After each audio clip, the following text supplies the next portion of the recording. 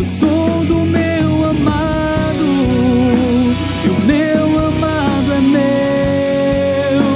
Eu sou do meu amado. Olá, meu amigo, minha amiga. Eu queria fazer uma pergunta para você. Você é uma pessoa que se envolve com política? Pois é, eu queria tratar nesse vídeo sobre algumas questões pessoais e qual é o meu engajamento político e por que eu tenho esse tipo de engajamento. Eu quero começar aí uma série de vídeos onde nós vamos estar tratando sobre política também, sobre todas essas questões, conservadorismo, toda essa questão que nós estamos vivendo dentro da nossa atualidade, e eu quero estar trabalhando dessa forma. Mas eu queria nesse primeiro falar um pouquinho sobre a minha experiência com a questão política. Eu desde pequeno, meu pai sempre foi uma pessoa muito envolvida com as questões políticas. Não só uma política, meu pai nunca chegou a ser candidato, né? Nunca chegou a entrar para uma política partidária. Mas o meu pai sempre estava envolvido com as questões políticas, apoiando candidatos, fazendo militância. O meu pai sempre foi essa pessoa e eu cresci vendo o meu pai falando de política, se envolvendo com as questões políticas, com questões sociais também.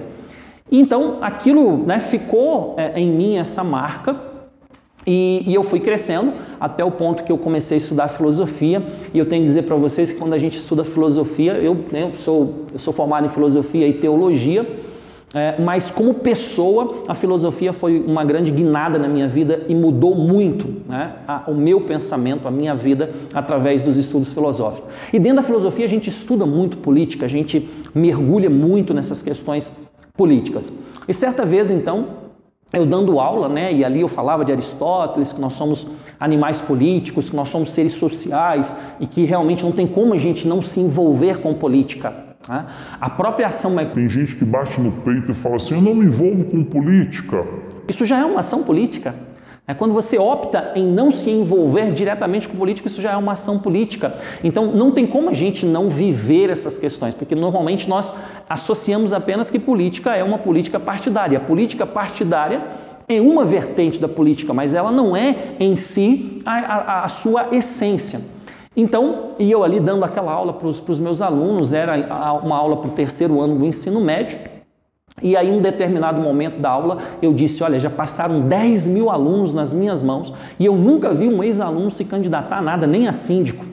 Então eu fiz toda essa motivação dizendo para eles, olha, como é que nós vamos reverter o quadro se nós não tivermos outras opções? Nós vamos sempre votar no mal menor? Sempre não ter escolhas? E aí eu fiz toda aquela motivação, de repente uma menina levanta a mão e fala assim, professor, nota 10 a sua aula, parabéns, mas eu tenho uma pergunta para o senhor. E o senhor, quantas vezes o senhor se candidatou? Gente, confesso a vocês que foi a aula que eu mais fiquei assim, desconcertado, eu não sabia o que dizer para aquela garota. Eu comecei a me atentar que eu estava motivando e tentando fazer com que os meus alunos tivessem uma postura de engajamento. E a menina então jogou a responsabilidade para mim. Quantas vezes o senhor já se candidatou? E aí eu comecei a pensar, eu também não tinha me candidatado nem a síndico, porque já tinha morado dessa forma e nunca tinha me candidatado a síndico. E aí então, gente, eu fiquei vários meses com a voz daquela menina na minha cabeça. Ali despertou muita coisa. E eu fiquei ali pensando, até que em 2018 eu resolvi assumir esse desafio, né? Fui candidato em 2018 a deputado distrital e tive votos até suficiente, foi a primeira vez que eu me candidatei sem recursos e tive lá 6.400 votos, tive votos suficiente para entrar, para ser eleito, mas a minha coligação não chegou ao quociente eleitoral.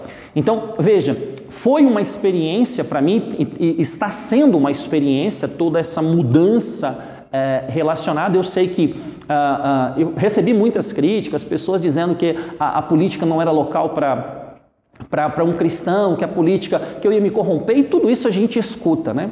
Mas até que ponto realmente aquela palavra do evangelho também trazia incômodo, né? Porque nós somos chamados a ser luz no mundo, sal na terra.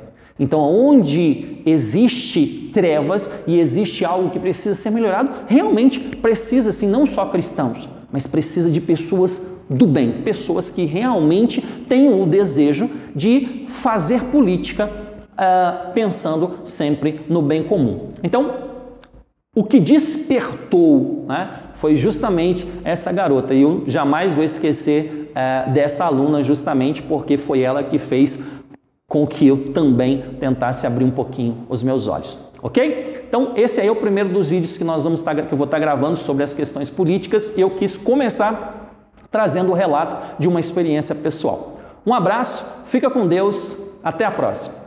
Eu sou do